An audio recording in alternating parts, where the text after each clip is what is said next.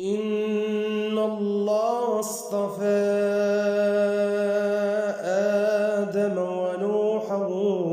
وآل إبراهيم وآل عمران على العالمين ذرية بعضها من بعض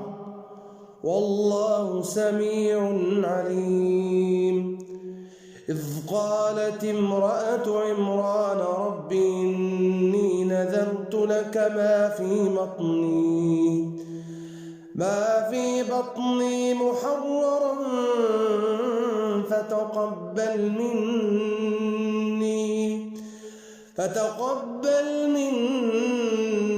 إنك أنت السميع